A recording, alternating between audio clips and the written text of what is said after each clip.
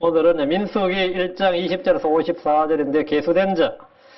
절수는 되게 긴데 정부직 인구조사에 관한 거니까 목사님들 이제 설교하기는 제일 어려운 부분이죠. 성경 강의하기도 상당히 어렵고, 왜냐하면 12지파 몇 명이고 몇 명이고 이렇게 나오니까 이게 설교하기 어렵고 하는 부분 중에 하나죠.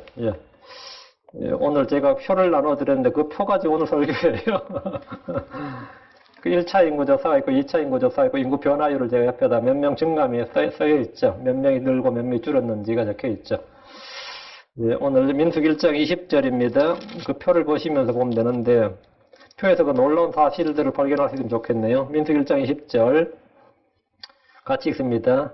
이스라엘의 맏아들 루벤 자손과 그들의 세대들과 그들의 가족들과 그들의 조상들의 집에 따라 20살이 넘어 싸움에 나갈 수 있는 모든 남자를 이름수에 따라 그들의 머리 수대로 계수하니 여기서 넘버를 센단 말이에요. 그들 중에 계수된 자가 루벤 지파에 속한 자가 46,500명이더라 이렇게 됐죠. 그때 그 1차 인구조사에서 루벤 지파는 46,500명이었는데 이제 2차 인구조사에는 2,770명이 줄었어요. 여러분 표를 한번 자세히 보세요. 표의 끝자리를 봐요. 다 제로로 끝나죠. 인구를 세면 뒤에 46,500 3명이든지 이게 끝자가 전부 다 D가 전부 다 0000으로 다 끝나죠. 다 100자리 수라고 잘 봐요. 홀수가 없어요. 다 짝수야. 짝수인데 2, 4, 6, 8도 아니고 전부 다 제로로 끝난다고. 희한하죠. 반올림한 거예요? 우수리 떼버린 거야? 그리고 다 100자리예요. 500명, 끝자리를 봐요. 46,500명, 300명. 근데 각 지파만 650명이죠. 딱 한 지파만 50단, 10단위가 나오고, 딱 그 다음 유다 지파부터 납달리가 전부 다 뭐죠? 600, 400, 400, 500, 200, 400, 전부 다 100단위로 끝나죠. 인구수가. 한 지파만 10단위, 50, 1단위는 없고, 한 자릿수는 아예 없고, 각 지파 한 지파만 10단위로 끝나고 50으로 끝나고 나머지 다 100단위로 끝나요. 인구가. 희한하죠. 2차 인구조사도 자세히 보면 루벤 지파만 730명하고 30이 나오고 나머지 시몬부터 끝까지가 다 뭐죠? 100단위로만 끝나요. 1단위는 하나도 없고 다 제로제로잖아요. 다 끝이 다 0000, 다 0000이잖아요. 인구조사가 희한하죠. 인구를 조사했는데 이렇게 나왔다고. 오늘 공부할 인구조사, 민수 1차 인구조사는 간단한 도표 하나로, 지금 이 도표 하나로 쉽게 설명할 수 있습니다. 광야에 20세 이상의 남자들로 전쟁에 나가 싸울 수 있는 자들을 계수했는데, 그것을 글로 쭉 풀어서 쓴 것이 1장 20절부터 45절까지예요. 20절부터 45절까지가 이 표예요, 표. 성경을 선포자가 백성들에게 들으라 하면서 선포하도록 주어지기 때문에 한 장의 그림이나 한 개의 도표도 적습니다. 제가 성경에 늘 궁금했던 게 그냥 족보 하나 그려버린 간단한 문제를 이렇게 길게 써놨냐 싶은 적이 있었어요. 특히 제가 어릴 때 처음 믿을 때 성경에 그림이 한 장도 없고 도표가 하나도 없잖아요. 도표 하나 그려버리면 간단하고 족보 하나 그려버리면 간단한데 그 인구를 쫙 길게 써놨잖아요. 지금 우리는 인쇄술의 발달로 모두가 성경을 눈으로 볼 수 있고 누구나 읽을 수 있는 그런 시대에 살지만 광야에서 또는 회당에서 백성들은 주의 말씀을 본 것이 아니라 뭐였죠? 들었습니다. 성경을 볼 수 있는 사람은 극히 적죠. 성경 한 권 필사하려면 그거는 재산, 지방 거덜납니다. 중세까지만 해도 그랬습니다. 인쇄술이 발달하기 전까지는 회당에 성경 한 권이 있어요. 이 필사가지 한 권 뺏기는 게 쉽지가 않죠. 거기다 한 글자도 안 틀리게 뺏겨야 되는데 종이값도 만만치 않고 필사 노력도 만만치 않고 모든 사람이 글을 다 배워야 되는데 문맹자도 많고 그러다 보니까 성경은 읽는 말씀이 아니라 사실 듣는 말씀이었죠. 기본적으로. 들으라 이렇게. 그러다 보니까 그림이나 도표 같은 게 있을 수가 없는 거죠. 있을 수가 없지 당연히. 그래서 선포자가 말씀을 선포하는 것을 듣고 믿었던 겁니다. 그 듣는 자는 복이 있다 할 때 그건 당연한 소리였죠. 믿음은 들으면서 난다고 할 때도 그것은 주의 말씀을 듣는 것이었습니다. 저희들이요 인쇄술의 발달을 짓지만 성경을 몇 권씩이나 가지고 있으니까 웬만한 크리스천들은 짓지만 성경을 몇 권씩 가지고 있잖아요. 그러다 보니까 우리는 다 읽는 줄로 알지만 성경은 기본적으로 듣는 것이었습니다. 그래서 제가 여러분 표를 나눠드렸는데 본문의 내용을 도표로 정리해뒀고 저희 홈페이지도 이게 있습니다. 홈페이지도 이 내용이 있어요. 이스라엘은 성막을 중심으로 동서남북을 3개의 지파씩 진을 쳤습니다. 그리고 각 지파의 우두머리들을 뽑아서 모세 아론이 그들에게 인구조사를 했고 그 결과는 위의 표와 지금 이 열을 갖고 있는 그 표와 같습니다. 이것은 출애굽에서 광야에 있었던 백성들의 수를 센 겁니다. 주께서 수를 세시는 분이라는 점에 주목하시고 성경에 주님이 세셨다. 넘버드라는 구절이 몇 가지 있습니다. 첫째는 주님은 내 걸음을 세신다. 내 발걸음을 세신다고요. 욥기 14장 16절에 이제 주께서 내 걸음을 세시오니 주께서 내 죄를 감시하지 아니하시나이까. 주님 내 걸음을 세시니까 내 죄는 당연히 감시하지 않겠느냐. 이 내용이죠. 주께서 내 걸음을 세시오니 욥기 37장 4절에서 그분께서 내 길들을 보시며 내 모든 걸음을 세지 아니하시느냐. 내 모든 걸음을 세지 아니하시느냐. 그 주님께서 우리가 태어나서부터 몇 걸음을 걸었는지 다 아는 거죠. 여러분이 만복이 없어서 몇 걸음 걸었는지 주님은 다 아신다 이거예요. 주님 내가 떠도는 걸 세십니다. 시편 56편 8절에 내가 떠도는 것을 주께서 세시오니 내 눈물들을 주의 병에 담으소서 그것들이 주의 책에 있지 아니하나이까. 내가 떠도는 걸 주께서 세시나니. 여러분이 방황하는 모든 날들을 주님이 세신다고요. 믿음에 정착하지 않고 불안정하게 있었던 흔들렸던 모든 날들 내 젊은 시절에 방황했던 젊은 시절에 방황하면 그나마 나아요. 늙어서 방황하면 진짜 골아파요. 늙어서 방황하면 응? 내가 누구는 뭐 나이 40, 50대면 이제 안정기에 접어들지 않는데 안정은 무슨 40, 50 안정은 무슨 응?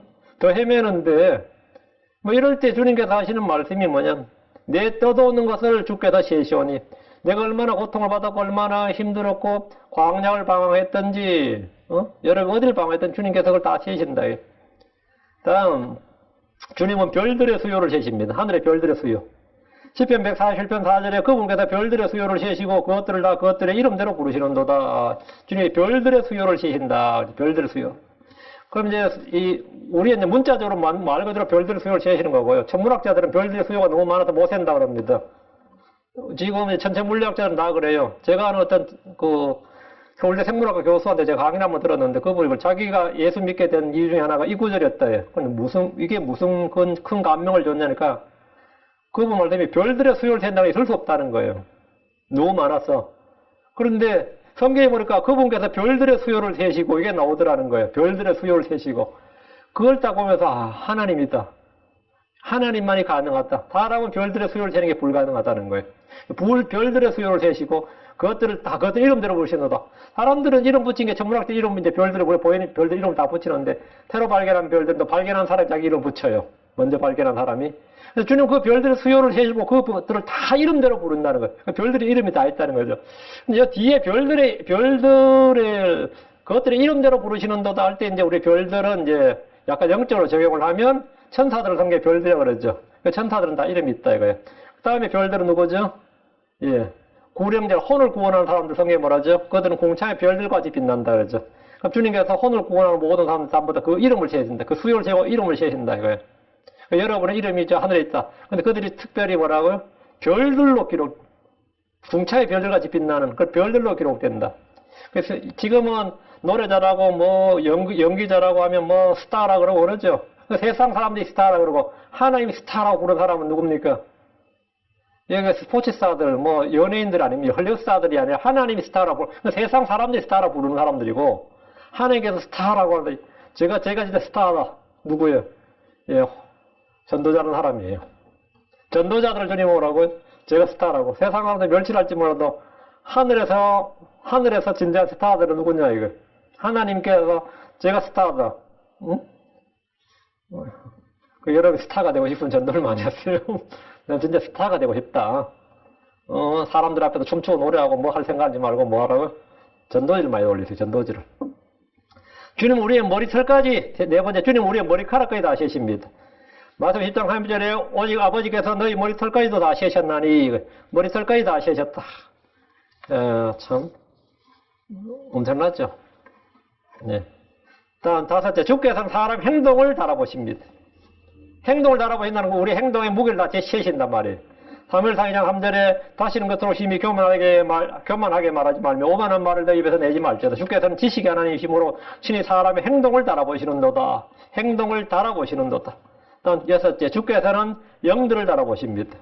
잠언 16장 2절 사람의 모든 길이 그의 눈에 깨끗하나 주께서는 영들을 달아보시느니라. 우린 주 앞에서 모든 걸음과 회의가 철저히 계획되고 있다는 사실을 잊지 않도록 해야 됩니다. 광야에서 주님께서 백성들을 세시는 것은 너무나 당연한 겁니다. 주님께서 양들, 자기 백성들을 세시고 우리의 머리털까지 하나 세시고 내 걸음을 세시고 나의 눈물을 다 보시고 나의 영들과 나의 행위들 다 보시고 나의 방하는 모든 것들까지 다 세신다. 그래서 주님께서 나의 모든 걸 주님께서는 원래 숫자로 말하신다. 우리 자신 없는 사람들은 뭘 말해도 그렇잖아요. 열심히 했다 그래요. 참 애썼다 그래요. 근데 자신 있는 사람 열심히 했다 그러지 않습니다. 시험을 봐도 그래요. 이번에 어떻게 됐냐 그러면 A가 몇 개, A 플러스가 몇 개 이렇게 말할 것이요. B도 한 개 있어. 뭐 이 정도야. 잘하는 사람은 다 그렇게 말해요. 못한 사람들은 성적은 말 안 하고 뭐라 그러죠? 참 애를 썼다 그래. 애를 썼다 그래. 우린 그래요. 애를 썼다 그러지 말고 결과를 말하라 그래. 결과를. 응? 결과를. 한국 사람들이 기본적으로 정치인들도 그래. 숫자를 말 안 해요. 응? 신문, 이 언론 발표할 때도 숫자를 말하지 않고 뭘 그래요? 그동안 우리 경제가 어땠습니다. 이래. 숫자를 말하라고, 숫자를. 결과를 말하라고. 숫자를 말하라고. 회사에서도 일 못하는 사람들 특징이 뭐냐? 과장님, 부장님, 이 사람 진짜 열심히 했습니다. 3일 밤 퇴근도 제때 못했습니다. 그러면요, 경영자는 그렇게 생각 안 합니다. 제때 퇴근하시고 결과를 내주세요 그래요. 제때 퇴근하시고 그런 거 중요한 게 아니고 괜히 야근하고 하면 돈만 더 나간다고 제발 야근 같은 거 하지 말고 제 시간에 결과가 나오도록 일 좀 하시오. 열심히 일하지 말고 제대로 결과물이 나오도록 일하라 그러죠. 결과물이 나오도록. 예전에는 그래서 열심히 일했다. 공부도 열심히 했다. 그런 사람 진짜 고아픕니다. 그냥 결과가 나오도록 일을 하라고. 결과가 나오도록. 우리 주님께서는 뭐 숫자를 세신다. 수가 딱 나왔다. 이건 뭐예요? 결과로 말한다. 이거 결과로 말한다. 정말로 주님 열심히 제가 했습니다. 결과로 말하라고. 결과로. 20절입니다. 이스라엘의 말아들 루벤의 자손과 그들의 세대들과 그들의 가족들과 그들의 조상들의 집에 따라 20살이 넘어 싸움에 나갈 수 있는 모든 남자를 이름 수에 따라 그들의 머릿수대로 계수하니 셌다 이 말이죠. 루벤은 야곱의 장자입니다. 그는 아버지의 침상에 오름으로 장자권을 잃어버렸고 형제들의 미움을 받았던 요셉이 2배의 몫을 받음으로써 에브라임과 므낫세 지파가 되어서 각기 상속을 받아서 12지파의 한 부분을 차지합니다. 대신 레위 지파가 인구조사에 빠짐으로써 13개 지파가 된 게 아니라 12지파가 됩니다. 요셉 지파 이렇게 하지 않고 에브라임 지파, 므낫세 지파 하니까 원래 총 13개 지파죠. 근데 레위 지파가 상속을 안 받으니까 12지파가 된 거죠. 12지파. 본문에 이스라엘의 맏아들 루벤의 자손 이 말은 물리적으로 태어난 순서, 혈통적인 걸 말합니다. 장자권은 요셉에게 주어졌고 통치권은 유다에게 주어졌습니다. 역대기상 5장 1절에 이제 이스라엘의 맏아들인 루벤의 아들들이라 아니라 그는 맏아들이었으나 혈통적으로 물리적으로 육신적으로 맏아들 맞죠? 자기 아버지의 침상을 더럽게 했으므로 그의 장자권이 이스라엘의 아들인 요셉의 아들들에게 주어졌더라. 요셉의 아들들 므낫세와 에브라임이죠. 아들이 주어졌더라. 계보는 장자권에 따라 계수할 것이 아니니라. 혈통적 장자가 중요한 게 아니다 이 말이죠. 성경에는 장자로 태어났지만 장자권을 갖지 못한 이들이 수두룩합니다. 한국처럼 혈통문화가 강한 곳은 생물학적 출생에 따른 장자를 우대하지만 성경은 생물학적 출생이 아니라 영적인 복을 받은 자가 우선입니다. 쌍둥이가 태어나도요. 쌍둥이 아들로 태어나죠. 아들이 둘이 쌍둥이인데 시어머니는 무조건 장자한테 젖다 먹이라 그래요. 한국 문화는. 장자가 건강해야 돼. 근데 동생이 막 더 건강하거나 젖 더 많이 먹으면 미움받아요. 근데 쌍둥이가 쌍둥이가 아들, 딸로 태어났다 딸은 완전히 멸시받는 겁니다. 한국 문화가 그래요. 장자로 굉장히 우선하죠. 제 사진 해줄 사람, 집안 이룰 사람. 근데 성경에서는 그 혈통적 장자가 중요시 되지 않습니다. 가인과 아벨에서부터 시작해서 먼저 태어났다는 이유로 장자의 상속권, 특권을 누린 것이 아닙니다. 이스마엘과 이삭, 에서와 야곱, 루벤과 요셉, 다윗과 그의 형제들. 그렇죠? 다윗의 아들도 솔로몬이 결국 왕이 됐죠. 성경의 대부분 예가 혈통적 장자권이 별거 아닙니다. 루벤의 자손을 계수할 때 그들의 세대들, 그들의 가족들, 그들의 조상들의 집에 따라 20세가 넘고 싸움에 나갈 수 있는 모든 남자를 이름수에 따라 그들의 머릿수대로 계수를 했습니다. 이로써 인구조사를 겸해 이스라엘의 가계도가 족보가 한마디로 정리가 된 겁니다. 이스라엘 백성들은 이 인구조사를 통해서 자기들의 세대, 가족들, 조상들의 집을 확실히 정리하게 되었습니다. 백성들은 자기의 소속을 알아야 됩니다. 자기가 누구에서 난지, 즉 자기가 누구에게서 난지를 알아야 됩니다. 자신의 육신의 아버지는 알지만 영적으로 아버지가 누구인지 모르는 사람들이 꽤 많이 있습니다. 유대인들은 아브라함이 자기들의 아버지라고 했지만 이는 혈통적 육신적 아버지입니다. 그래서 주님께서 말씀하셨어요. 요한복음 8장 44절 너희는 너희 아비 마귀에서 났으므로 너희 아비의 욕망을 행하려 하느니라. 너희는 너희 아비 마귀에서 났으니. 자, 혈통적으로 아브라함이 자손인 것만 너희가 아브라함 자손인 내가 아노라 했어요. 너희는 너희 아비 마귀에서 났으므로 했습니다. 영적 출생이죠. 나는 누구에서 태어났습니까? 나는 누구에서 태어났습니까? 요한일서 5장 1절 누구든지 예수님께서 그리스도심을 믿는 자는 하나님에서 태어났으며 나으신 그분을 사랑하는 자마다 그분에서 난 자도 사랑하느니라 했습니다. 예수님이 그리스도심을 믿는 사람은 하나님에서 태어났습니다. 예수를 받아들인 자들, 그분의 이름을 믿는 자들은 하나님에서 난 자들입니다. 우리는 하나님에서 난 자, 나의 아버지가 누구인지를 아는 겁니다. 요한복음 1장 12, 13절 그분을 받아들인 자들과 그분의 이름을 믿는 자들에게는 다 하나님 아들들이는 권능을 그분께 주셨으니 이들은 혈통으로나 육신의 뜻으로나 사람의 뜻으로 나지 아니하고 오직 하나님에게서 난 자들이니라. 오직 하나님에게서 태어난 자들이니라. 예수가 그리스도의 힘을 믿는 자는 하나님에서 태어났으며 그분을 받아들인 자들, 그분의 이름을 믿는 자들은 하나님에게서 태어난 자들이니라. 하나님에서 태어난 자 정의라겠죠. 내가 누구에서 태어났느냐? 내가 지금 누구에서 태어났느냐? 나의 아버지 누구냐? 예. 나의 가계들을 확실히 알아야 됩니다. 21절 그들 중에서 계수된 자고 루벤 지파에 속한 자가 46,500명이더라. 이제 여러분 표를 보시면 됩니다. 첫 번째부터 나옵니다. 루벤 지파 46,500명이죠. 루벤 지파에 속한 자로 징집 대상 이 20살 넘어서 싸움에 나갈 수 있는 자로겠죠. 그 징집 대상이 46,500명이었다는 겁니다. 여러분 인구조사표를 보시면 숫자에 조금 이상한 점이 있습니다. 어느 지파의 계수에도 홀수가 없습니다. 이스라엘 12지파에는 홀수가 없어요. 머릿수가 모두 100단위로 끝이 납니다. 각 지파만 유일하게 100이 아니라 50으로 끝이 납니다. 45,650명이랬죠. 2차 인구조사에서는 루벤 지파가 10단위로 끝이 나죠. 43,730명 이렇게. 나머지 모든 지파는 그 수의 끝자리가 100단위로 끝이 납니다. 홀수도 아니고 홀수도 없고 100단위로 끝이 난다고요. 그리고 한 자릿수가 없어요. 보통 사람의 수를 세면 끝자리가 한 자릿수, 10자릿수로 끝나기 마련인데 끝자릿수는 아예 우수를 떼버린 듯이 아니면 반올림한 것처럼 말이죠. 그런 기록을 보여주는데 10단위가 한 지파가 나오죠. 이 말은 다른 지파들의 끝자릿수를 떼거나 반올림한 것이 아니라는 걸 보여주는 겁니다. 한 자릿수가 하나도 안 나온다면 그런 짐작도 할 수 있는데 반올림했나 할 수 있는데 그게 아니다 말이죠. 정확하게 이스라엘 인구수는 절묘하게도 다 100단위로 끝이 났어요. 자, 22절 23절 100단위로 끝이 났다는 말은 100부장 단위, 50부장 단위 만들 수 있단 말입니다. 예를 들어 53명 해버리면 50부장 하면 3명이 남잖아요. 근데 이 100단위로 다 끝이 나면 뭐가 되는 거죠? 100부장 체계가 다 되는 거죠. 그리고 50명, 끝이, 갓집하면 끝이 50명 남았죠. 50부장이 되는 거예요. 50부장, 이렇게 1000부장, 100부장, 50부장이 되고, 그 다음 10단위로 끝이 나면 10부장이 나올 수 있는 거죠. 이렇게 되는 거죠. 자, 22절, 23절. 시므온 자손에 속한 자들고 그들의 세대들과 그들의 가족들과 그들의 조상들의 집에 따라 20살이 넘어 성함에 나갈 수 있는 모든 남자를 이름의 수에 따라 그들의 머리수들의 것을 그들 중에 계수된 자, 여기까지는 이제 반복되는 말입니다. 그 시므온 지파에 속한 자가 59,300명이더라. 시므온 지파는 루벤 지파보다 12,800명이 더 많았습니다. 이 고대 국가에서는 말이죠. 뭐 중세까지도 마찬가지, 거의 군대까지도 그랬어요. 머리수가 뭐죠? 힘이야. 머리수가 국력이고 머리수가 뭐죠? 예, 크기야. 나라가 얼마나 크냐 그러면 땅덩어리. 지금도 러시아가 전 세계에서 땅이 제일 크죠. 근데 땅덩어리가 아무리 커도 뭐죠? 못 사는 땅이 많단 말이죠. 그 사람이 못 사는 땅은 별 의미가 없어요. 응? 한국에서 이제 한국 사람들 한국 한민족이 최고다 뭐 한당고기만 이런 사람들은 뭐 한국이 뭐 세계 중심이었다 뭐 시베리아까지 한국 땅이었다 뭐 아메리카 대륙까지 한국이었다 이런 사람들 앞에 있거든요. 그게 한국 땅이면 뭐 어떡하라고. 뭐 세금을 걷도 뭐 할 거야. 행정의 구역이 미쳐. 행정력이 못 미치는데 한국 땅이면 뭐 한다는 거예요. 응? 실제로 말이죠. 여러분, 세종대왕까지만 해도 평양 이북은 전부 다 한국 땅이 아니었습니다. 그 여진족이 살았어요.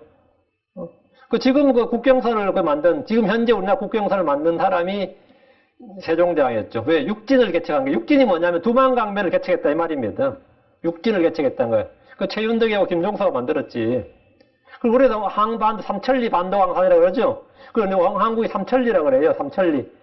그 한국 역사상 가장 넓은 땅을 만들어준 그 한때는 사천리 금수강산이라고 노래 부른 적이 있는데 그게 고종 황제 때였어요. 간도를 차지했거든요. 간도를 차지했던 적이 있습니다. 그래서 그때 이제 간도 협약이 맺어지기 전까지는 한국이 그런 때가 한 번 있었고. 근데 이게 지금 보면 생각으로 시몬지파가 수가 많아요. 근데 여러분이 그 표를 보시면 시몬지파가 2차 인구조사에 몇 명인지 한번 보세요. 이 황당하죠.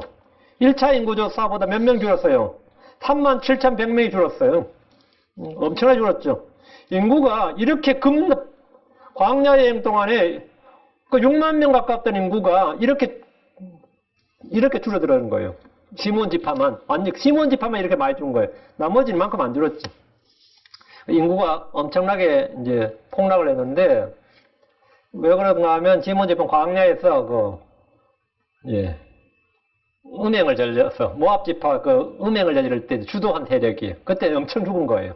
몇만 명 죽을 때 23,000명, 24,000명 죽었죠. 하루에 23,000명, 전체 24,000명 죽을 때 거의 대부분이 그 시몬지파였습니다. 그래서 시몬지파가 광야에서 거의 몰락을 하는 거죠. 그래서 자기 땅도 차지하지 못하고 유다지파 땅 속에 시몬지파가 들어가는, 한마디로 거의 자기 지파, 자기 단독 땅을 차지 못했어요.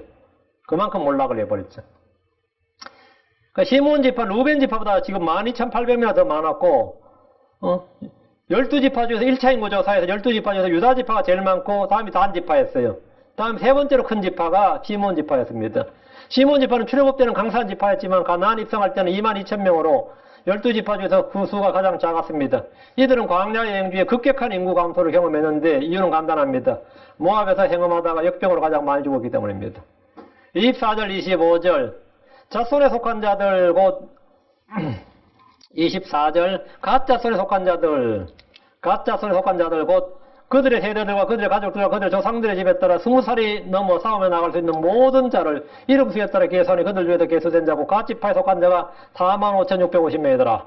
갓지파에서 계수된 자가 46,500명, 45,650명, 유일하게 이제 10단위로 끝나는 지파입니다. 갓지파는 12지파 중에서 끝이 100단위가 아니라 10단위로 끝이 났습니다. 50으로 끝이 났어요. 12지파 중에서 4개 지파가 4만 명대 인구를 이제 가졌습니다. 4개 지파가. 루벤 지파, 갓 지파, 에브라임, 아셀 지파가 4만 명대예요. 인구조사에서. 이들은 성막 남쪽에 진을 친 지파들인데, 루벤, 시몬, 갓 지파가 갓 지파고, 이들 중에는 시몬 지파가 6만이 약간 덜 된 인구로 가장 크고 많았습니다.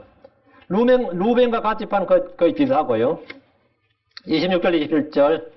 유다 자손에 속한 자들과 그들의 세대들과 그들의 가족들과 그들의 조상들의 집에 따라 20살이 넘어 싸움에 나갈 수 있는 모든 자를 이름 수에 따라 계수하니, 그들 중에서 계수된 자, 곧 유다 지파에 속한 자가 74,600명이더라. 1차 인구조사에서 7만 명 넘는, 그 7만 명대는 유다 지파 하나밖에 없어요. 74,600명, 거의 75,000명 가까이 되는데, 압도적인 우위죠. 인구조사에서 그냥 약간 많은 정도가 아니라 유다 지파가 압도적 다수예요. 그 74,600명이라는 것은 12지파에서 인구수로 볼 때 압도적으로 크고 많습니다. 가장 작은 지파가 므낫세 지파거든요. 므낫세 지파가 32,200명이고, 다음인 베냐민 지파인데 35,400명이었으니까, 이런 지파들의 2배가 넘는 인구수. 2배가 넘는 그런 인구수를 가졌단 말이죠. 가장 작은 지파 2개 뭉쳐도 유다 지파가 더 크단 말이죠. 유다 지파가 땅이 몇 그릇 큰지 알겠죠. 유다 지파 인구 자체가 컸고, 일단 많았어요. 유다 지파는 광야에서 인구가 더 늘어납니다. 광야에서 유다 지파는 인구가 엄청나게 1,900명이나 늘어나요. 그래서 계속해서 압도적 다수를 차지합니다. 그래서, 유다 지파가 가장 강사한 지파고, 전체를, 이스라엘 12지파를 대표하는 민족이 아니라, 대표하는 지파가 된 거죠. 예.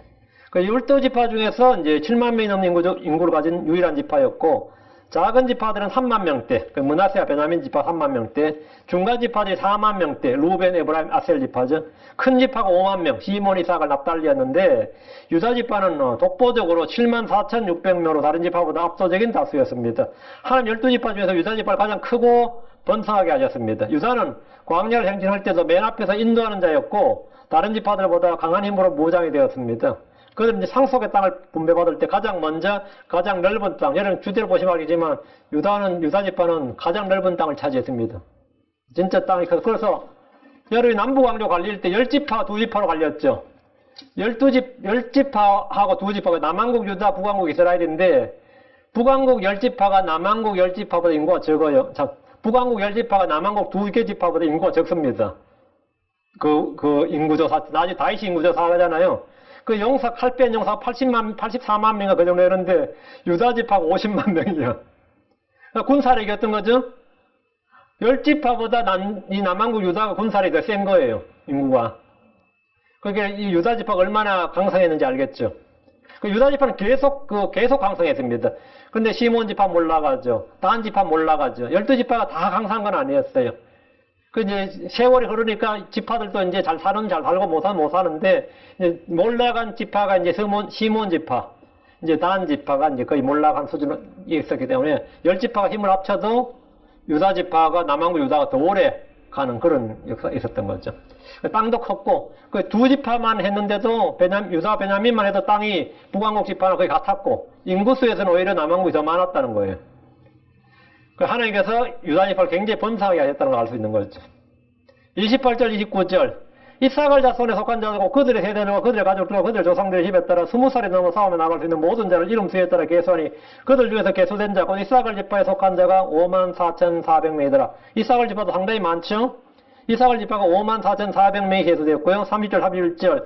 드불론 자손에 속한 자들과 그들의 세대들과 그들의 가족들과 그들의 조상들의 집에 따라 20살이 넘어 싸움에 나갈 수 있는 모든 자를 이름 수에 따라 계수하니 그들 중에 계수된 자고 스불론 지파에 속한 자가 57,400명이더라. 스불론 지파에 속한 사람들 중에 계수된 자들은 57,400명. 유다, 이사갈, 스불론 지파는 성막의 동쪽에 진을 쳤는데 동쪽에 진을 친 사람들의 머릿수가 이제 가장 많아요. 성막 동쪽에 진을 친 3개 지파가 인구수가 압도적으로 많습니다. 이들 3지파는 광야 기간 동안 인구가 줄지 않고 모두 늘어난 지파. 한 지파도 인구가 줄질 않았습니다. 남쪽에 위치했던 루벤, 시몬, 갓 지파는 광야 여행이 끝날 무렵에 인구가 많이 줄었어요. 32절, 33절. 요셉 자손 중에서 에브라임 자손에 속한 자들과 그들의 세대들과 그들의 가족들과 그들의 조상들의 집에 따라 20살이 넘어 싸움에 나갈 수 있는 모든 자를 이름 수에 따라 계수하니, 지금 요셉 지파를 계수했다 그러죠. 요셉 지파를 계수하면 7만 명이 넘습니다. 왜? 에브라임 문화세 2개 지파가 요셉이니까. 그럼 유다 지파만 안 먹어요. 거의 막가이 돼. 유다 지파와 요셉 지파가 제일 강사인데, 문제는 요셉 지파는 나눴죠. 에브라임 지파에 속한 자가 45,000명이더라. 이래. 문하세 지파에 속한 자가 32,200명이더라. 합치면 거의 72,700명이니까 그 유다 지파하고 거의 같죠. 거의 비슷하죠. 요셉 지파는 요셉 한 명이 아니라 요셉의 아들 둘이 각기 따로 계수가 되니까, 일단 요셉 지파로 계수하면 요셉의 아들 둘밖에 없었지만 그 둘에서 번성한 숫자가 7만 명대니까 출애굽때 엄청난 거고요. 이제 문하세나 에브라임으로 치면 한 세대가 뒤니까 아니 인구수가 훨씬 줄 수밖에 없죠. 일단 한 세대가 뒤니까, 요셉보다 한 세대가 뒤니까. 그 에브라임과 문하세는 이집트에서 요셉에게서 태어난 아들들인데, 이 둘을 요셉 지파로 계산하면 유다 지파와 수가 거의 같습니다. 읍비답니다. 요셉은 12지파 중에서 야곱의 장자권을 받았습니다. 이스라엘 장자는 분명히 혈통적으로, 육신적으로는 루벤인데, 그리고 통치권자는 유다인데, 장자권은 요셉이었습니다. 요셉의 아들들 중에는 이제 문하세 요셉 중에서는 동생인 에브라임이, 문하세와 에브라임 중에서 에브라임이 이제 장자권을 이어받아. 에브라임은 이 자부심이 있었어요. 자기가 이스라엘 장자라는. 그 이스라엘의 머리 역할을 하려고 했죠, 항상. 그 이제 이스라엘이 사사시대에 보면 에브라임이 머리였습니다. 에브라임 실제로 장자 역할을 합니다. 근데 이제 통치권이 유다에서 나와버리니까, 처음엔 베냐민에서 나왔다가 사울이 베냐민 지파고, 가장 약한 지파였죠. 사실 그 당시에는 베냐민 지파가. 다음에는 이제 유다 지파에 나와버리니까 에브라임 지파도 상당히 좀 난처해진 거죠. 레위 지파는 어차피 제사장 지파고. 그래서 이 경쟁이 심했어요. 유다 지파와 에브라임 지파는. 그 나중에 이제 남북 왕국이 분열될 때도 이게 원인이 됐습니다. 우리가 뭐라고 유다 지파에 머리 숙여야 되느냐. 독립하자. 이렇게 된 거죠. 그러니까 어쨌든 이 둘은 야곱의 양자로 입양됐는데, 창세기 48장 5절에 내가 이집트로 와서 내게 이르기 전에 이집트 땅에서 내게 태어난 내 두 아들 에브라임과 문하세는 이제 내 것이니라. 그 야곱이 하는 말이 에브라임과 문하세가 내 것이니라, 내 아들이란 말이에요. 내 손자가 아니라 내 아들이란 거예요. 루벤과 시몬처럼 그들이 내 것이 되리라. 이 둘을 야곱이 내 양자로, 내 아들로, 성자를 내 아들로 삼겠다는 겁니다. 내 아들로. 요셉은 아들 둘이 각각 상속을 받음으로 두 지파의 몫을 받았습니다. 야곱은 율법 이전에 이미 율법에 명한 대로 행했습니다. 자, 신명기 21장 17절 미움을 받는 자의 아들에게 자기의 모든 소유에게 두 몫을 줌으로써 그를 맏아들로 인정할지니 그 아들이 그의 힘의 시작이므로 맏아들의 권리가 그에게 있느니라. 미움을 받은 자기 아들에게 자기의 모든 소유에 두 몫을 줌으로, 그래서 야곱은 미움을 받았던 요셉에게 두 몫을 준 거예요. 둘을 아들로 입어서 므낫세 에브라임의 각 지파별로 빵을 준 거죠. 그를 맏아들로 인정할지니 요셉이 뭐죠? 장자가 된 거죠. 맏아들로 인정을 한 거죠. 그 아들이 그 힘의 시작이므로 맏아들의 권리가 그에게 있느니라. 요셉에게 그 권리가 있었다는 겁니다. 이런 이유로 요셉이 장자권을 받고 두 몫을 받은 겁니다. 다 말씀드린 거죠, 한마디로. 요셉이 끝까지 죽을 때까지 편애했구나, 그게 아니고, 편애는 편애했죠, 솔직히 요셉이 엄청나게. 야곱이 참 엄청나게 요셉을 사랑했지. 내가 생각해도 아들 12이 있으면 요셉 같은 아들 사랑하지, 누구 사랑하겠어? 맨날 꼴땡, 루벤 같은 아들 사랑하겠어요? 아니면 시몬 같은 사람.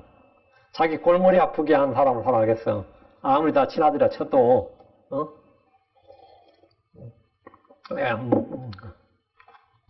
자, 34절, 35절.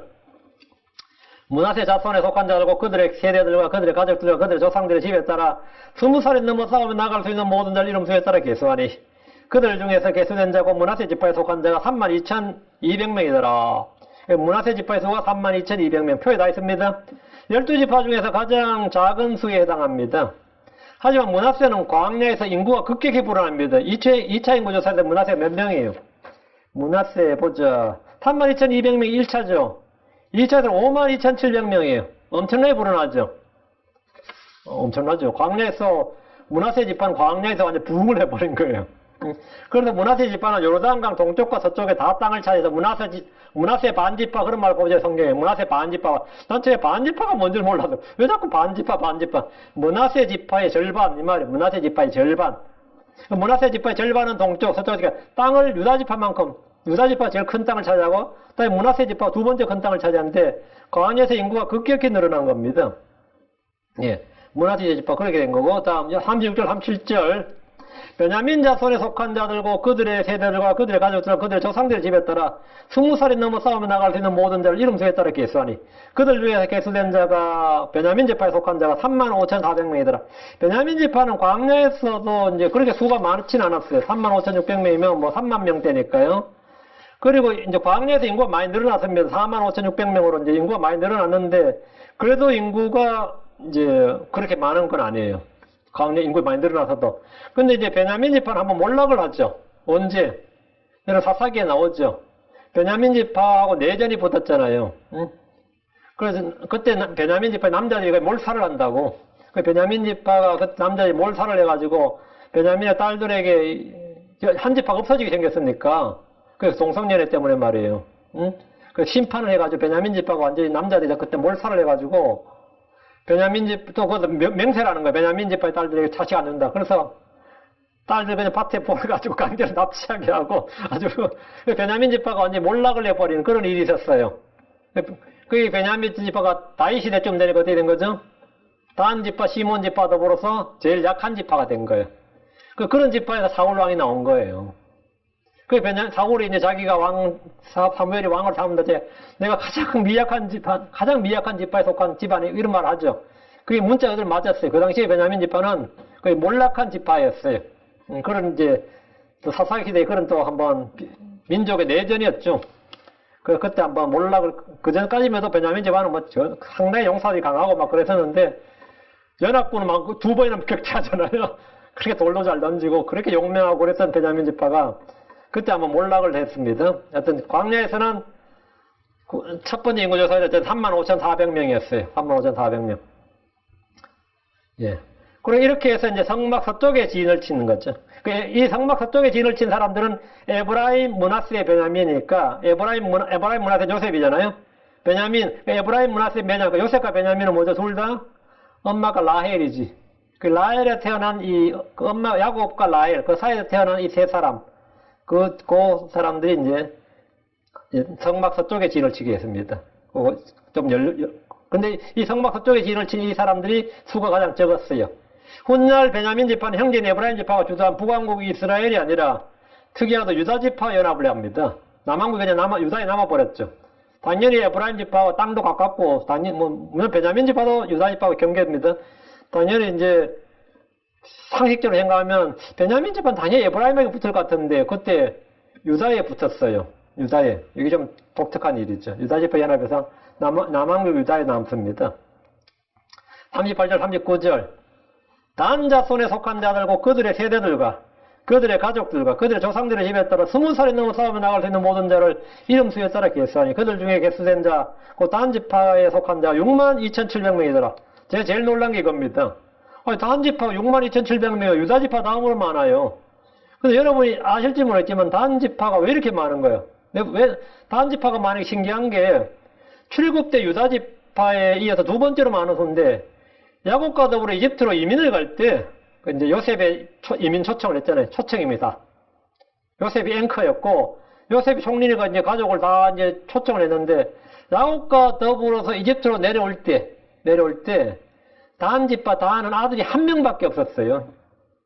그러니까 나머지는 식구가 좀 제법 있었는데 다는 한 명이 아들이 한 명이에요. 그 단과 부인 아들 그 세 명이 딸랑딸 내려간 거라고. 창세기 46장의 3절에 또 다한의 아들 후심이요 이랬거든요. 근데 이집트에서 다한이 뭐라고? 엄청나게 늘어나 버린 거예요. 이집트에서. 여기 희한하지. 다한은 아들 하나뿐인 한 가족이 이집트로 내려왔는 가장 작은 가족이었습니다. 그런데 숫자가 엄청나게 불어서 유다당으로 많았단 말이죠. 베냐민 지파는 어땠냐? 베냐민은 이집트로 내려올 때, 요셉은 내려올 때 아들이 10명이었어요. 그럼 누가 인구가 훨씬 늘어날 것 같아? 아들 10명인 베냐민 집하고 훨씬 더 단 집하고 비교할 수 없을 만큼 커질 거 아니에요. 2대, 3대만 내려와도 아들 10명이 자식 놓는 거하고 한 명이 자식 놓는 거 다르지. 그런데 광야에서 인구조사를 할 때 그 수를 보면 베냐민 지파의 2배에 가까워요. 단 지파가 베냐민 2배라고 거의.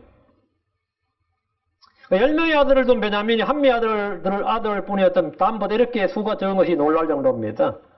하나님께서 단에게 복을 주셨고 그들의 가족을 양떼같이 늘어나게 해주었다는 사실을 알 수 있습니다. 하나님께서 인구의 증대를 조절하시는 분이라는 사실을 성경 분명히 말합니다. 시편 107편 38절 39절에 또 그들에게 복을 주사 그들이 크게 번성하게 하시고 그들의 가축이 감소되지 않게 하시고 그들은 다시 학대와 고난과 슬픔을 통해 수가 줄어들며 비천하게 되는도다. 복을 주사 크게 번성하게 하시고 인구를 줄어들지 않게 하시고 학대와 고난과 슬픔을 통해 수가 줄어들어 비천하게 하시고 늘어나게 하시고 줄어들게 하시는 분은 뭐라고요? 하나님입니다. 하나님입니다. 다음 지파는 이집트에서 놀랍도록 성장을 했고 광야에서 인구조사를 할 때 이스라엘에서 유다 지파 다음에 큰 지파로 자리를 잡았습니다. 40절 41절 아셀 자손에 속한 자들과 그들의 세대들과 그들의 가족들과 그들의 조상들의 집에 따라 20살이 넘어 싸움에 나갈 수 있는 모든 자를 이름 수에 따라 계수하니 그들 중에서 계수된 자 곧 아셀 지파에 속한 자가 41,500명이더라. 41,500명. 예, 됐죠? 42절 43절 납달리 자손에 속한 자들과 그들의 세대들과 그들의 가족들과 그들의 조상들의 집에 따라 20살이 넘어 싸움에 나갈 수 있는 모든 자를 이름 수에 따라 계수하니 그들 중에서 계수된 자고 납달리 지파에 속한 자가 53,400명이더라. 납달리 지파에 속한 자는 이제 53,400명. 이로써 12지파에 20세 이상, 20살 이상 전쟁에 나가 싸울 수 있는 모든 자들이 계수가 된 겁니다. 단과 아셀, 납달리 지파, 이 세 개 지파는 성막 북쪽에 장막을 쳤습니다. 이제 전쟁에 나면 이들 군대를 지파별로 신속하게 배치할 수 있고 지휘체계를 갖추게 되었습니다. 시내사에서 주와 언약을 맺은 주의 백성들은 그 순간부터 주의 군대고 군사들이라는 사실을 잊어서는 안 됩니다. 물론 이집트에서 나올 때부터 하나님 군대지만 이제 군사 지휘체계가 확립이 된 거죠. 이제 천부장, 백부장, 10부장, 50부장, 10부장 이게 이제 체계가 정립된 겁니다. 우리 모두 그리스도의 좋은 군사로 부름받았습니다. 순례자들은 이 땅이 놀이터가 아니라 전쟁터임을 기억해야 됩니다. 우리는 하나님의 전신갑주를 입고 성령의 검을 잡고 싸워야 됩니다. 44절입니다. 계수된 자들은 이러한데 이들은 모세와 아론과 12명의 이스라엘 통치자고 각각 자기 조상들의 집을 대표하는 자가 계수한 자들이더라. 그 12지파 지난번에 대표들이 이름이 다 나왔었죠. 예, 16절까지 다 나왔고요. 이들은 회중에 명성 있는 자들이었고 뭐 조상들 지파들이 우두머리였다 이렇게 통치자들이었다 나왔었어요. 그 이들이 계수했다 이 말이에요. 그 이상 각 지파별로 계수된 자의 수를 밝히고 있습니다. 그 섭표 그대로입니다. 루벤은 46,500명이고 시몬은 59,300명. 갓 지파는 45,650명. 동쪽에 진을 친 유다는 74,600명. 맞죠? 이사가는 54,400명, 스불론은 57,400명. 서쪽에 진을 친 에브라임은 45,500명. 므낫세는 32,200명. 예. 므낫세 그렇고, 베냐민 지파는, 예, 35,400명입니다. 북쪽에 진을 친 단 지파는 62,700명. 아셀은 41,500명. 납달리 지파는 53,400명입니다. 모세와 아론, 그리고 각 지파의 통치자들 이들 수를 세서 이걸 이제 기록을 했고요. 다윗이 인구조사를 할 때 요압이 지휘를 했는데, 대략 10개월이 걸렸죠. 9개월 며칠 돼 있던데. 사무엘하 24장 8절에 이처럼 그들이 온 땅을 다니고 9달 20날 만에 예루살렘에 이르니라. 그 다윗 때 인구조사는 9달 20날, 9개월 20일 걸렸어요. 요압이 단에서부터 부엘세바까지 들어다니느라 오랜 시간이 걸렸지만 광야에서는 모두 모여있는 상태였고 성막을 중심으로 이미 진을 친 상태였기 때문에 인구조사가 쉬웠죠. 그리고 이미 성막을 만들 때 속전할 때 한번 했기 때문에 아주 신속하게 마무리가 되었습니다. 45절입니다. 이와 같이 이스라엘 자손 중에서 그들의 조상들의 집에 따라 20살이 넘은 모든 자, 곧 이스라엘 안에서 싸움에 나갈 수 있는 모든 자가 계수되었는데 인구조사는 지파별로 조상들의 집에 따라 20세 이상으로 싸움에 나갈 수 있는 모든 자가 계수되었습니다. 전쟁에 나갈 수 없는 자들은 계수하지 않았습니다. 여자나 아이들도 계수하지 않았습니다. 46절입니다. 곧 계수된 자가 모두 60만 3,550명이더라. 광야의 1차 인구조사의 총수가 60만 3,550명입니다. 이들은 9개월 전 성막을 세울 때 속전한 사람들의 수와 정확히 일치합니다. 우린 출애굽 때 아이들 외에 걷는 남자 약 60만이라는 구절을 볼 수 있습니다. 출애굽기 12장 37절에 이스라엘 자손이 람셋에서 떠나 숫곳에 이르렀는데 아이들 외에는 걷는 남자가 약 60만 명이었으며 걷는 남자가 60만 명, 약 60만 명인데 이게 60만 3,550명이었던 거죠. 정확하게는. 이들이 이제 시내사에 도착해서 성막 세울 때 세금을 냈고 또 이들이 지금 인구조사할 때 나왔는데 싸울 수 있는 남자 수가 지금 같습니다. 이 말은 광야에서 20세 이상의 이스라엘 남자들 중에는 장애인이나 병자들이 없었다는 말입니다. 다 걸을 수 있었고 다 싸울 수 있었다. 이건 기적이죠. 어떻게 한 나라에서 어떤 작은 도시에서 사람 불러내도 100명만 불러내도 다 사연이 있죠. 난 뭐 때는 못한다, 뭐 때는 못한다, 뭐 이런 게 있잖아요. 우리 지금 걸어가자 그러면 광야로 걸어가자면 나는 못 걸어요. 보행기 있어야 돼요. 뭐 그런 거 있잖아요. 누가 업어줘야 되고 당장 누구 집에 근데 이스라엘은 지금 이게 아니었단 말이에요. 다 홍해를 건널 수 있었고 다 광야를 걸을 수 있었고 다 싸울 수 있었고 20살 이상. 이게 정말 기적이죠. 이거야말로 정말 기적이지. 성막을 세울 때 인구조사가 성막을 세울 때 하고 인구조사 기간 동안에 해중들 가운데 아이들이 태어나고 노인들이 죽는 데 변화에도 불구하고 전체의 머리수가 같았다. 이것도 놀라운 거죠. 수가 줄인 게 똑같이 했단 말이죠. 이것은 놀라운 사실이다. 이건 진짜 이게 amazing fact죠. amazing fact. 47절입니다. 그러나 레위 사람들은 그들의 조상들의 지파대로 그들 가운데 계수되지 아니하였으니 레위 지파는 계수되지 않았다. 레위 지파는 성막을 섬기는 사람들로서 병력 의미에서 면제되었습니다. 왜 면제되었느냐? 레위 지파는 싸움에 나갈 군대가 아니라 주의 성막을 지키고 그곳에서 일을 해야 됩니다. 성막을 지키는 군대였습니다. 레위 지파는 성막을 지키는 군대. 누가 성막에 가까이 오면 목을 쳐요. 성막을 지키는 호위대 군대 수비대였다고. 전쟁이 일어나도 레위 지파는 평소와 마찬가지로 성막에서 섬기는 일을 해야 한다는 겁니다. 전쟁이 일어난다고 아침 저녁으로 드릴 본점을 안 드리냐? 다 드립니다. 전쟁이 일어나도. 보통 국가 긴급 상황이나 비상사태가 일어나면 예배를 중단하고 모든 사람이 전쟁에 집중하는 것이 아니라 평소와 똑같이 아침 저녁으로 성막에서 해야 할 일을 합니다. 레위 지파는 그렇게 해요. 레위 지파는 성전이 불타는 그날까지 주께서 명하신 대로 성막에서 일을 했습니다. 그 느부갓네살 군대가 들어와서 성막을 불태울 때까지 그들은 그 일을 했어요. 주를 섬기는 이런 역병이 일든지 전쟁이 일어나든지 변함없이 지속됩니다. 남들은 피난 갈 수 있는지 몰라도 레위 지파는 피난 못 갑니다. 그냥 성막 주변에서 뭐라고요? 그 일을 해야 되는 거예요. 하나님께서 레위 지파는 아예 땅을 주지 않았는데 이들은 생업을 위해서 주의 일을 게을리하거나 포기하는 일이 없도록 하신 겁니다. 그 일을 하지 말라고요. 땅을 주지 않는데 그건 물론 11조를 먹고 살라 하나님께 땅을 주신 것도 있지만 아예 그 일을 하지 말라는 거예요. 성막을 섬기는 일에만 집중하라. 성막의 규례를 지키는 일은 생업보다 중요했습니다. 자기 땅이 있고 자기를 내려면 오늘 수학하러 가야 되는데, 오늘 와야 되는데, 막, 오늘 비가 오는데, 뭐 이러면 이제, 레이지판 그런 거 없다 이거예요. 전쟁 중에도 중단되지 않습니다. 레이지파는 이번 인구조사에서 빠졌지만 별도로 그들의 수를 세는데, 레이지파의 수를 셀 때는 20살 이상 그게 아니라 20세 이상이 아니라 한 달 이상이 넘은 모든 남자를 계수했는데 그 수가 굉장히 적어요. 한 달 이상 세면 엄청 많아야 되잖아요. 20살 이상이면 전부 몇만 명인데 최소가 3만 명대인데 민수기 3장 39절에 보면 몇 명인지 봐요. 모세와 아론의 주의 명령대로 이 사람들 중에서 두루 그들의 가족들에 따라 계수한 모든 사람 곧 난지 한 달이 넘는 모든 남자가 22,000명이더라. 레이지파 왜 이렇게 적은 거예요? 아주 미스테리한 장면입니다. 한 달 넘는 모든 남자면 몇 배만 해야 되지 않나? 최소한 10만 명쯤 되거나. 근데 수가 가장 적어요. 레이지파가 성막을 섬기는 데 뽑힌 이유입니다. 여기 가장 인구가 적고 주님의 성막을 섬길 수 있는 가장 적합한 지파였어요.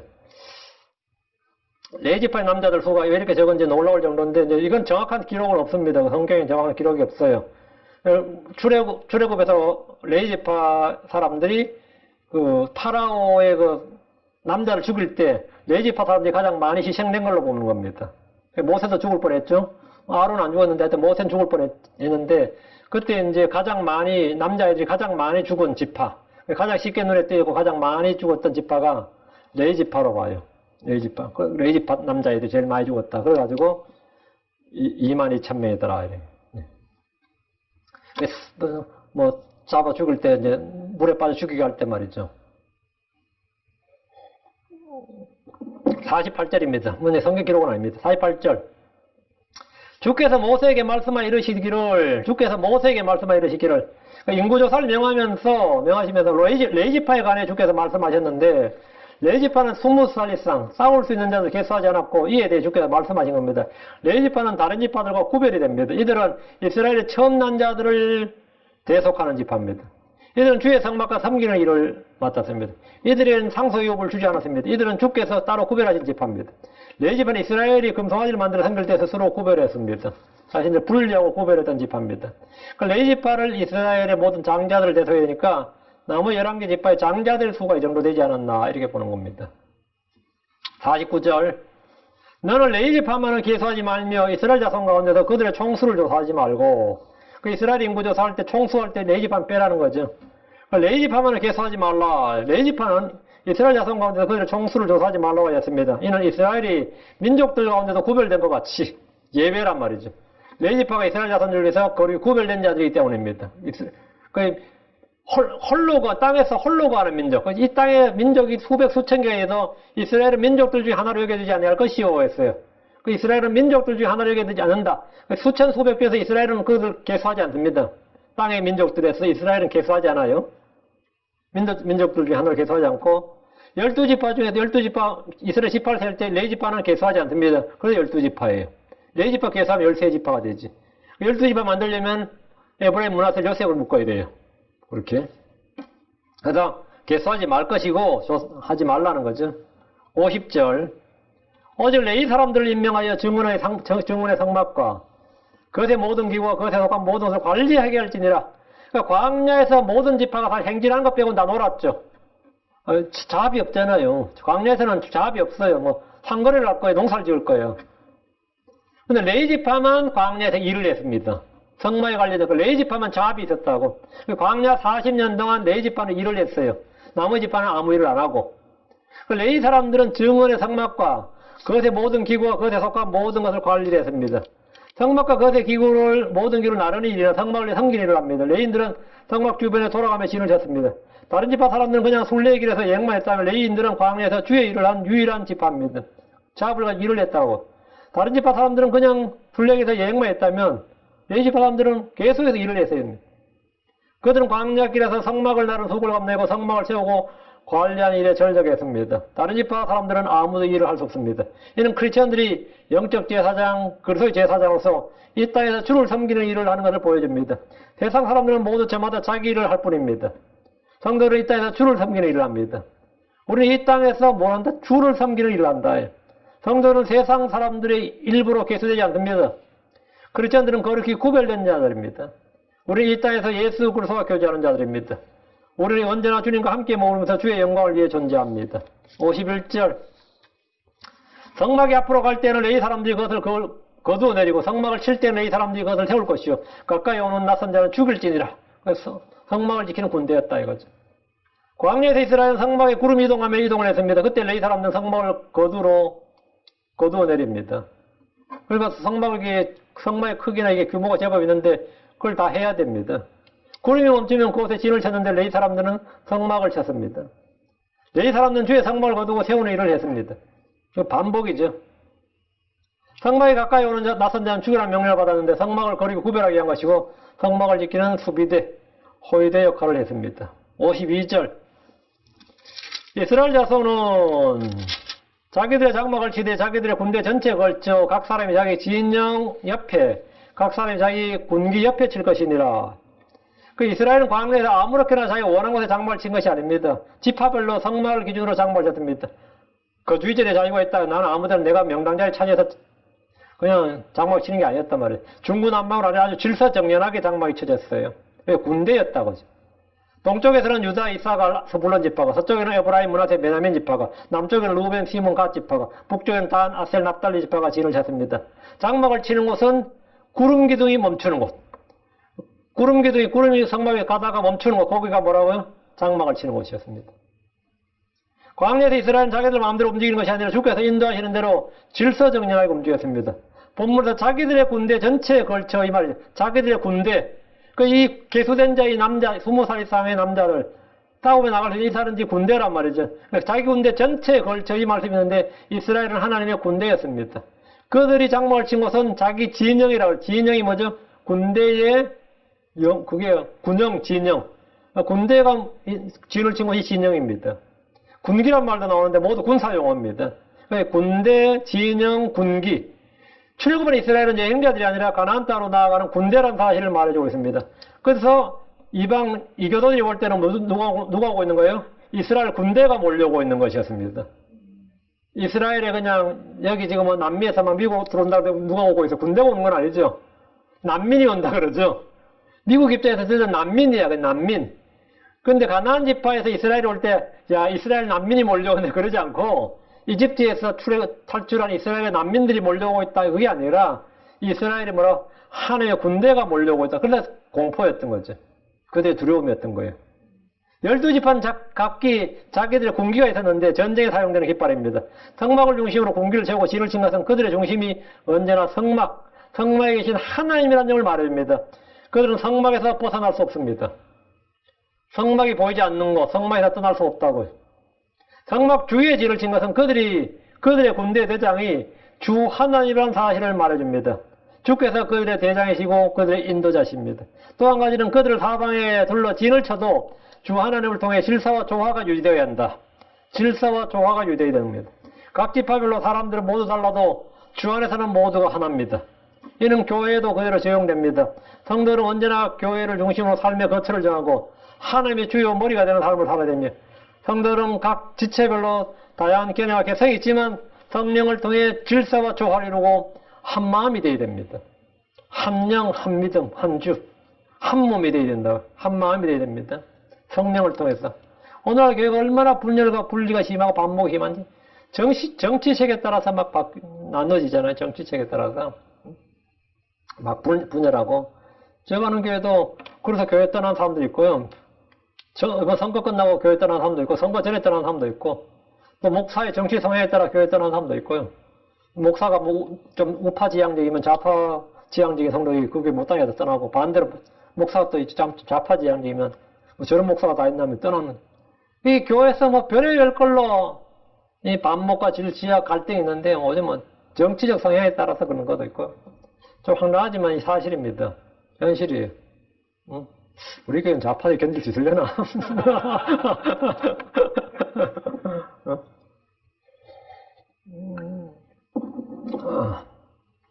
모르겠네. 예. 구약의 회중이 교회가 성막 중심이라면 신약의 회중은 지역교회가 중심입니다. 우린 주 예수 그리스도의 머리 되신가 그분의 몸된 지체임을 고백하며 서로가 서로를 세워주는 성도의 삶을 살아야 됩니다. 5, 2, 3절입니다. 그러나 이 사람들은 증언의 성막 주변에 돌아가며 진을 쳐서 이스라엘 자손의 회중에게 진노가 임하지 않게 할 것이요. 또 레위 사람들은 증언의 성막에 대한 책무를 맡을지니라 하셨더라. 레위 사람들은 증언의 성막 주위에 진을 치도록 했는데 그렇지 않으면 이스라엘 전체 회중에 진노가 임합니다. 레위 사람들이 주의 성막 주변에 언제든 주를 섬길 수 있는 준비를 갖추고 아침 저녁으로 성막 규례에 따라 주를 섬겨야 됩니다. 그리고 사람들이 성막 주변으로 침입하거나 함부로 나오는 일이 없도록 해야 됩니다. 잘 지켜야 됩니다. 레위 사람들은 증언의 성막에 대한 책무를 맡을지니라. 이 말씀은 제사장에 대한 규례와 성막의 규례를 지키란 겁니다.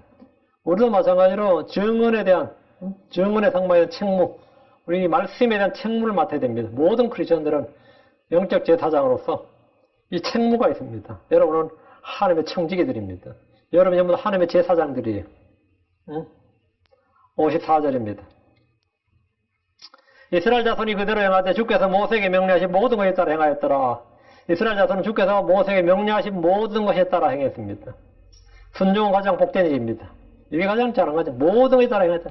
이스라엘 자손이 이제 모든 것에 따라 행하였더라. 이런 말이 이제 계속 나와야 되는데, 이 진술이 계속 나와야 되는데, 이 사사시대에 들어가면 이게 안 되는 거죠. 왕정시대도 안 되고. 순종은 가장 복된 일입니다. 순종은 가장 복된 일이에요. 이스라엘은 주의 말씀 명령에 따라 행할 때 복을 받았고 긍휼과 은혜를 입었고 강성해졌습니다. 그건 크게 되었습니다. 그럼 이스라엘 주의 명령에 따라 행하지 않으면 그건 약해졌어요. 그건 종이 되었습니다. 그리고 그건 패배했고 이교도들 이방 땅으로 끌려갔습니다. 뭐 죽는 것도 뭐 다반사였습니다. 그 순종과 불순종, 이것은 그들의 생사를 흥망성쇠를 좌우하는 아주 가장 중요한 핵심 키워드였습니다. 내가 주의 말씀을 많이 알지 못한다 할지라도 내가 아는 말씀에 내가 순종하는 작은 말씀, 내가 아는 말씀, 내가 아는 작은 일에도 순종하는 법을 배워야 됩니다. 크리스천들은 그 순종을 통해서 강성해집니다. 어떤 사람은 나보다 성경을 몰라도 한참 모를 것 같은데 나보다 훨씬 더 복된 은혜로운 삶을 사는 사람이 있습니다. 나보다 신앙 짬밥이 훨씬 어리고 나보다 훨씬 약해 보이는데 훨씬 더 은혜로고 복된 삶을 사는 사람도 있어요. 왜 그런 것 같아요? 작게 알든 많이 알든 언제 순종하는 삶을 사느냐 아니냐에 달리는 겁니다. 이제 신앙 경력, 이제 시내사에서 가 출발할 때입니다. 지금 이제 시내사 출발도 안 했는 이스라엘이 이때 모든 걸 순종했습니다. 이때 뭐가 되죠? 좋죠. 그래서 이제 30년, 40년, 내가 신앙생활 30년, 40년 그 의미 없습니다. 순종하느냐 안 하느냐 중요합니다. 가나안 땅에서 내가 가나안 땅에 들어온 지 몇 년째다. 몇 년째다는 게 중요한 게 아닙니다. 내가 교회에 나온 지 몇 년째다가 중요한 게 아니라 순종의 여부가 중요합니다. 순종의 여부가 중요합니다. 사울도 처음엔 순종을 잘했습니다. 그러나 몇십 년이 지나서 뭐가 된 거죠? 엉망이 된 거죠. 세월이 흘러서 엉망이 된 겁니다. 세월이 흘러서 점점 연속으로 되고 점점 노련해지고 점점 성숙해지고 성령적 강사해진 게 아닙니다. 롱어도 마찬가지입니다. 늙어서 엉망이 된 케이스입니다. 늙어서 어려서 많은 분들이 내가 교회 장로니 권사니 집사니 뭐라 그러는데 또 목사 늘려서 내가 벌써 목회한 지가 30년 40년 이런 분들도 많습니다. 그 경력이 중요한 게 아닙니다. 그 경력 연수가 중요한 게 아니고 내가 지금 주의 말씀, 내가 아는 주의 말씀에 내가 듣고 믿고 있는 주의 말씀에 순종하느냐가 중요합니다. 그 순종이 중요합니다. 그것이 그의 생활에, 그 지금 현재 삶에 복이냐 저주냐, 형통이냐 세태냐 이런 것들이 다 결정나는 겁니다. 기도합시다. 사랑하는 아버지 하나님 감사합니다. 우리가 주의 명령, 주의 모든 말씀에 순종하기를 원합니다.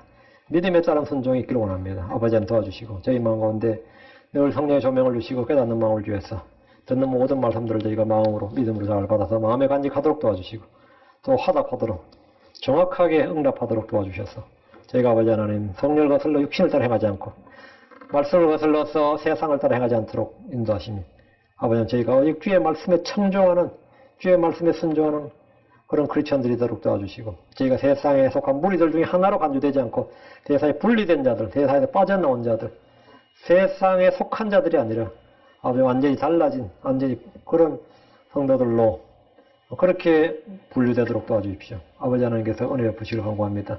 저희가 주의 책에, 주의 생명책에 또 어린 양의 생명책에 다 기록되고 계수된 줄로 압니다.